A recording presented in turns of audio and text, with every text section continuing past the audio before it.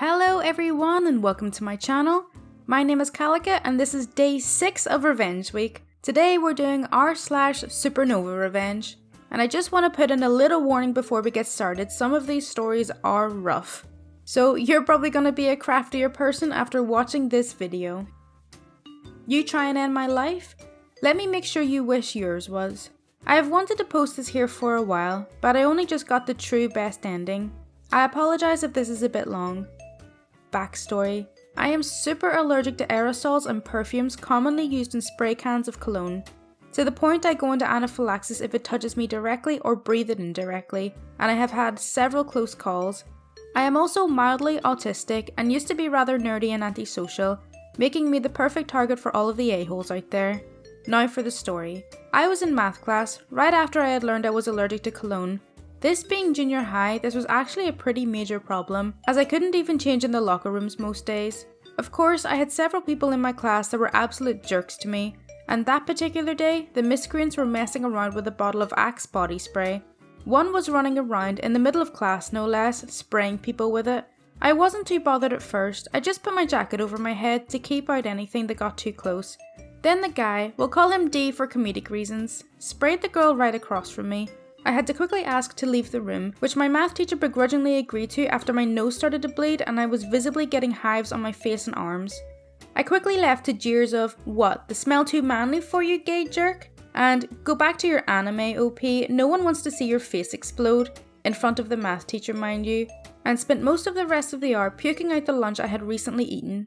Seeing it was the last hour of the day, I decided to wait until school was over before calling my mother to take me home, to save out on the paperwork. Soon enough, the bell rings, and I leave the bathroom to head to the front office to call my mother. As I was walking down the hall, however, I hear some conspicuous giggling behind me, which I recognised as Dee's. Then I hear the worst sound, the hiss of a spray can, right in my face. I dropped instantly, my airways closing like an eyelid, gasping for breath. I didn't even have enough time to call for help before I passed out on the floor, but not before hearing a soft, "Oh crap," from one of Dee's friends. I found out later that of course the cameras in the hall were down for maintenance, the same crap as always. Anyone with half a brain knew by that point that the cameras were just for show. They never caught Dee for doing that, despite my insisting it was him. I had almost died and was in the hospital for more than 2 weeks by the time I was good enough to go to school again. When I got back, D was still a D, and I guess he thought I forgot or maybe didn't know it was him. I didn't forget, and I knew who it was who did that. I just needed some way to get back at him. Fast forward 2 years. I'm 15 and in high school, and D has become a football player and track star. To everyone else, that event was lost to time, and I even forgot it sometimes, until one day at a Walmart. I saw D again, with a girl who was clearly not his girlfriend. The tongues were flailing in that poor dried food section, and I was just gonna leave. And then I remembered what he had done to me, and my master plan began. I quickly snapped a picture and hurried on my way, an evil smile on my face and a more sinister plan forming in my head. I spent almost a year gathering every piece of juicy dirt I could find on poor D, and trust me, it was a lot. I'm not gonna list everything here, but to put up a few things: illegal child stuff, drug use, underage drinking, poaching, took some time to dig that one up, vandalism, etc. Then I got the best one of all. An explicit image taken by one of his friends at a house party that I had to borrow someone's iCloud account to get. This one was something that made me sick even to see. D on a bed doing something unsavoury to his own sister, who, to top it off, was only 11. Once I had gathered over 300 images, recordings and text messages, minus my grand finale, and anonymously put them into a police Dropbox in a big manila envelope. After only a day, I didn't see D at school, then a week passed, then a month. I didn't even hear a news report on it. This wasn't enough for me. Even though I knew from a friend he was already in jail, I decided it was time to make sure I ruined his life forever. So what did I do, you may ask? Well, I took my trump card image and put it in the mailbox of Dee's poor family. I then waited. I didn't hear any more about the story until just a week ago. D was put on watch after attempting to strangle himself with bedsheets. Maybe this might seem more like r/nuclear revenge, but I decided after much thought that it belonged here instead, as he did almost kill me, and I just went above and beyond, but if I get enough requests I might put it there. TLDR, kid almost kills me with cologne and I make him wish he were dead with life in prison. Now I know I said at the start of this video that some of these stories are rough, but this story has so many victims in it. The original poster, the bully's sister, children on the internet, animals. It's absolutely insane, and I hope this guy stays in jail forever. Financially, emotionally, and physically destroyed my abuser. Cross post from SupernovaRevenge. Edit, thank you so much to everyone for the kind words and wishes, I really appreciate it. Prologue.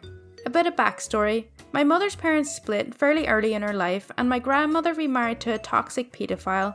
They will be referred to as A for abuser, and G, grandmother. Due to grandmother's extreme bipolar, and A replacing her medication with prescription painkillers, she was not very stable, or conscious for that matter, so he was the head of the house.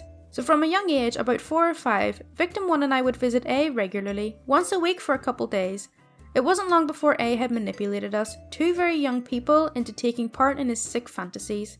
A had taken the time to construct a film studio setup in the roof of his house, where he would regularly abuse V1 and I. Once we had realised how wrong and horrible what was happening was, we were too scared to act. Year 3 to 10 Revenge. After 3.5 years of the abuse, I felt like I couldn't speak out, and being a very curious kid, I looked into ways I could hurt A. Since A was much larger than me, I knew it couldn't be physical, so I targeted his assets, his cars. Over the next 6 to 7 years, I destroyed 8 cars, metal shavings in the oil, sugar in the gas tank. I even sanded down the clear coat on the doors and hood. This in total cost A $520,000. Year 11 Revenge. At this point, V1 and I had come out to our parents about the abuse, outlined everything from sexual assault to production of child abuse material and drug provision, you name it, it had happened. We soon were followed by 6 other victims who were members of family or close family friends. We took this matter to the police, who swiftly raided A's home, finding hard evidence to back all 77 charges, including hard drive, USBs, etc. This would kickstart our 4-year court case. Now, let me tell you, watching A wither down into a shell of what he used to be, as barristers and the judge referred to him as horrifically grotesque and moronic in his actions, he had manufactured stories entailing false people who made him blah blah blah. Man, that is a sweet feeling. Come to the end of the court case and the verdict is reached. The rest of his life in a supermax prison, as well as $15,000 each in recognition payments and all legal expenses paid. Due to his not guilty plea, these expenses racked up $855,000. Aftermath. All victims, including myself, have come out the other end feeling much safer and are very happy with the verdict. It was a very long journey, but we've all luckily made the most of the support given to us throughout the proceedings. He, however, not so much. TLDR. Abuser takes childhood, children take the rest of his natural life, and $1,375 to boot. Edit, these values are in Australian dollars. The first time I ever destroyed a marriage. Am I the a-hole? Yeah. I want to preface this by saying I am not a good person by any stretch of the definition in this story. In my younger days, I found this hilarious and was damn proud of it. Now that I've matured and become an all-round better human being, I've grown from heinous acts like these. I've learned to forgive myself, and I'm no longer ashamed of this. This is revenge served up cold. I am a black male. I'm a relaxed guy, letting lots of things slide over my life. Bullying from strangers and family, abandonment by family, etc. So it goes without saying that it takes a lot to set me off, as some of you may know from my story about drugs. Fresh to my new permanent duty base, I started hanging around other black guys in my unit. Of the 6 of us, 3 of us were born in the same state, and those 2 are prominent in the story. We'll call them Darlington and Dylan. So I hung out with them more than the other 3, but all of us were still friends. Our first sergeant was not a racist guy. One time, he called Dylan by another of the guy's name, by accident. Sorry Dylan, honest mistake. I mean, we have 6 tall black... He cut himself off, knowing how it would be perceived. We all know he's not racist, so we all let it go. However, we joke about it amongst ourselves to this day. This is important. Enter Sergeant Racist D-Bag, or RDB for short. He was tall and lanky, he had some muscle on him, but not much. He also had a mouth on him, but he couldn't hang with anyone who got their hands dirty. He didn't like any of us, but he was good at pretending. He invited Darlington and I to his house to meet his family and have dinner. This was his first mistake. Even though it was late in the year, it was still nice enough for a cookout. RDB got a little drunk and casually mentioned that he was also from the same state as Darlington, Dylan and I. He also brings up the fact that his family owned slaves during slavery. Okay, I say. Darlington, shy and brainy, timid, but there's some freak in his geek, was visibly upset but said nothing. RDB went on for a bit before I finally told him, "Sergeant, this makes us really uncomfortable." I considered reporting it to the chain of command, but Darlington was scared, so I didn't. I did, however, tell the other 4 in our group the next day. Dylan, nerdy thug type, has a bit of a bad temper, was ready to fight, but I tell him that it wasn't worth it. Over the course of the cookout, he would passive-aggressively make comments to his wife. She didn't even bat an eye, like she was used to it. It reached an uncomfortable point when they began arguing inside. I couldn't hear much, but I could make out in front of our company, as well as a few words here and there. After the arguing stopped, RDB's wife made us some plates and took us home. Aside from apologising for her husband's behaviour, she was quiet, but you could tell she wanted to cry. We tell her that it's okay, and we're used to this. The ride was uncomfortable. We get back to the barracks. Darlington talks to her for a couple of minutes and I walk away. He catches up as we get upstairs. RDB had a chip on his shoulder. No one was sure why. When I got to my PDB, people told me to watch out for him, but I'm slowly learning why. Monday rolls around and he comes over to Darlington and I. He says that he didn't mean for things to transpire the way they did and that he's been under stress lately. However, I note that there was no apology. We let it go, as being junior enlisted there was nothing we could do. Fast forward to when the 6 of us were hanging about the work area before final formation. We're mixing up each other's names like we do. One of us called to me and I intentionally ignored him at first. "Oh, you're talking to me? I thought you were Hartsville." We all laugh it up. RDB comes over and says that "y'all look like Hartsville to me." He chuckles and walks off, apparently thinking himself hilarious. We pause and look at each other, then at him. "I'ma F him up," says Dylan. We all tell Dylan to calm himself down, it wasn't worth it. We're all mad, but this time we tell my team leader, who was RDB's buddy. He says that he'll talk to RDB.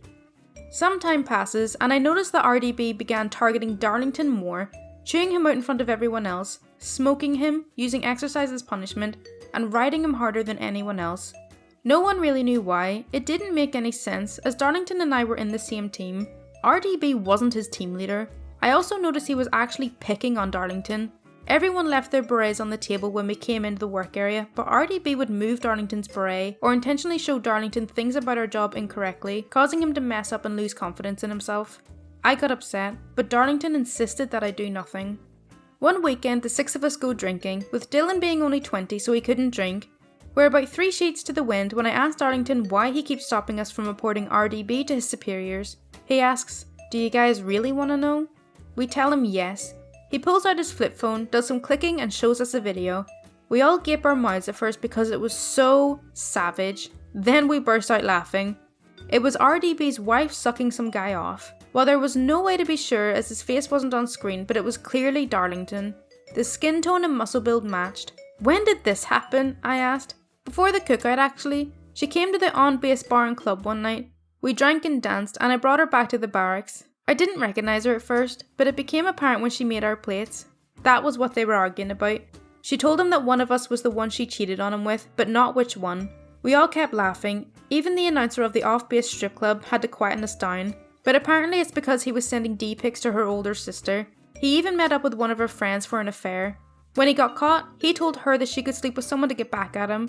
We all gave Darlington his props and carried on about the night. Monday comes along and my team leader says he's been hearing rumours of RDB's wife's infidelity and asked me if I had slept with RDB's wife. Now Darlington is smart, but he's kind of timid. RDB would retaliate on Darlington given what I've seen of him, so I, in parade rest, stare at my team leader dead in the eye and say yes. He says okay and walks out.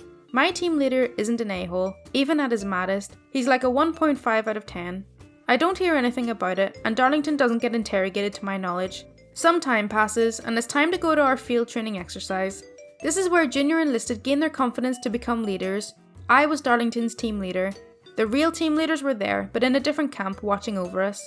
RDB wasn't even supposed to be there, but he came inspecting us unexpectedly. When something wasn't to his specifications, he'd call us out and smoke us. We follow orders. He comes over several times over the course of the FTX looking for things to give us hits over. One day it was raining. RDB was in a foul mood. All of us were. You would be too if you had to be outside in the rain with wet socks, boots, underwear and shirts. He began smoking us because we had our socks out drying, but he slipped up. "I'm gonna have to teach you N-words some discipline." The N-word, with the hard R. There was no coming back from that for him. After he thought he had taught us some discipline, he left. I was then struck with an idea. "Darlington, you still got his wife's number?" "Yeah, why?" "Because we're going to show that witch RDB what N-words without discipline look like." Darlington smiles. The company gets back from the FTX. I let the others know what's going down. We all go get tested. No need to catch death from payback. Remember, wrap your willy kids. RDB and his wife go to couples counselling. Apparently it's not working as she texts Darlington constantly about how much she misses sleeping with him, and RDB doesn't satisfy her anymore. As I bide my time, I make passive-aggressive comments about how divorce affects a man's ability to perform, or about how they never go back, taking specific note to push the pins in where he's hurt. He's down and I'm still kicking. I take my smoke sessions in stride, keeping that rainy day in mind. So, they get legally separated, and that was my cue to strike. The whole time, Darlington was telling her about how I'd been gaslighting him to her delight. When he brought up my plan, she loved the idea. About a couple months before we deployed, all 6 of us got a hotel room. We told her the address to the hotel, and we all got to work. We all took turns having our way with her, 2 at a time, 3 at a time, 4 at a time. She was really good at that. All the while, each of us took turns holding the camera, intentionally noting to keep our faces off camera. Hers, however, was stuffed with 1 or 2 of us at a time. We had her say all kinds of heinous things, about how RDB can't satisfy her anymore. We make her body feel things he never could. We draw on her with markers about how she's a BBC slut. All kinds of mean things. Things went smoothly until Dylan decided to show his face, which we didn't notice until we watched the video. Dylan didn't care. He wanted to fight RDB. There was no talking him out of it. Deployment time comes. Most of the company was sent off. Some of our group was left on rear guard to be deployed later. One of our group, Darlington and I, were left behind. While there, Dylan kept jabbing at him and the other 2 were less obvious about it. Before rearguard deploys, Darlington cleans the metadata and I send the video anonymously from a burner email. Darlington didn't actually deploy. He was medically discharged. So the 5 of us were sent to Afghanistan. When the company got access to email, RDB immediately went after Dylan. The 2 ended up fighting and Dylan breaks his jaw. He turns to me and says, "I told you I was gonna F him up." He turns back to RDB and kicks him. "Have fun taking care of my baby, jerk." Dylan was arrested immediately for insubordination and later charged with adultery. RDB was also arrested, but for attempted murder. They were both court-martialed. However, RDB's wife brought evidence of RDB's cheating and he was also charged with adultery. The rest of us were asked if that was us. Seeing as how there was no way to prove it was us, there was nothing that could be traced back to us. As far as I know, RDB's ex-wife is still single. The nameless 3 are still in. Darlington is working with his family business and Dylan is still in prison, as is RDB. There was no baby. The marriage was over, but I burned it to the ground and salted the earth where it was. In retrospect, we didn't need to go that far, but again, I was younger and gave no craps. As far as I was concerned, he deserved it for calling me what he did. Like I said, I've forgiven myself for being an evil crap. I'm not proud of it, but no longer ashamed of it. From the sounds of their marriage, it sounds like divorce was imminent anyway with his cheating, but at least she got out with a bang. Okay, so that's all for r/SupernovaRevenge. I really hope you enjoyed day 6 of Revenge Week and you stick around for the finale tomorrow. As always, if you do want to see more content like this, then please do subscribe. Thank you so much for watching. Bye!